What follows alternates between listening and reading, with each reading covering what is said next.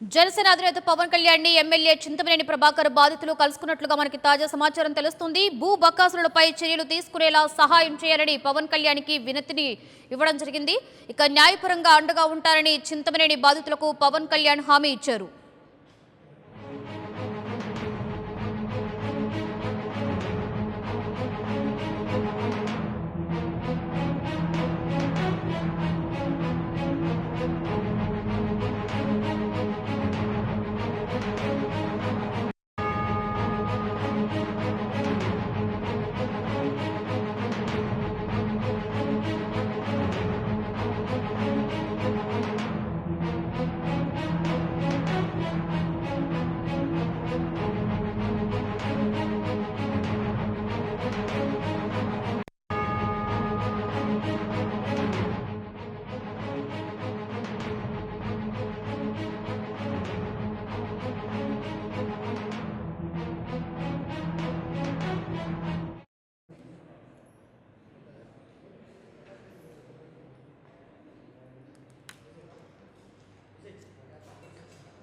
Janasena అధినేతని MLA Chintamaneni Prabhakar బాధితులు కలుసుకున్నట్లుగా తెలుస్తుంది. భూ బకాసులపై చర్యలు తీసుకునేలా సహాయం చేయాలని వినతి పత్రాన్ని అందించారు. అయితే న్యాయపరంగా అండగా ఉంటారని చింతమనేని బాధితులకు పవన్ కళ్యాణ్ హామీ ఇవ్వడం జరిగింది.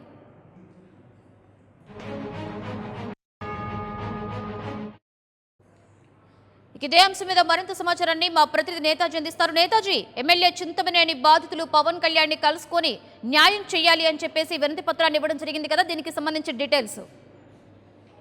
జనసేన అధినేత పవన్ కళ్యాణ్ ను ఇవాళ దెందులూరు ఎమ్మెల్యే చింతమనేని ప్రభాకర్ కి సంబంధించిన బాధితులు ఎవరైతే ఉన్నారో దళితులు, ఆ 5గురు కూడా పవన్ కళ్యాణ్ ని విజయవాడలోని జనసేన పార్టీ రాష్ట్ర కార్యాలయంలో కలిశారు. తమకు జరిగిన పవన్ కళ్యాణ్ కు వారు వినిపించుకున్నారు. తమ భూములు ఏవైతే ఉన్నాయో ఆ దళిత భూములను కబ్జా చేసిన భూ బకాసురులు, వారికి అండగా నిలిచిన అధికారులపై తక్షణమే చర్యలు తీసుకునే విధంగా మీరు మాకు సహాయం అందించాలంటూ పవన్ కళ్యాణ్ ని ఆ బాధితులు వేడుకున్నారు. వారంతా కూడా గత కొన్ని సంవత్సరాలుగా అక్కడ ఏదైతే గుమ్మడిగుంట గ్రామం ఉందో అందులో ఉంటున్నారు. వాళ్ళకి సంబంధించి 4 ఎకరాల భూమి ఉంది. దాని మీద చింతమనేని ప్రభాకర్ కి కన్ను పడింది అంటూ వారు పవన్ కళ్యాణ్ దృష్టికి తీసుకొచ్చారు. తమ భూమిని, ఇల్లుని మొత్తం కూలగొట్టేసి 20 రోజుల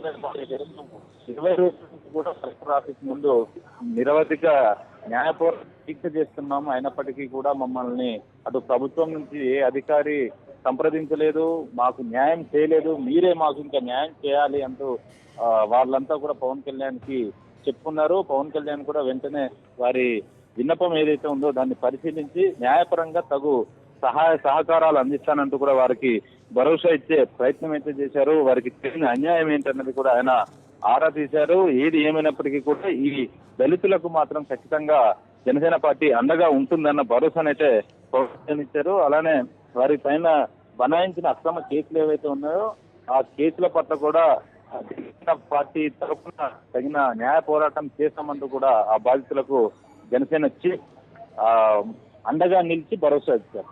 రైట్, థ్యాంక్ యూ నేతాజీ.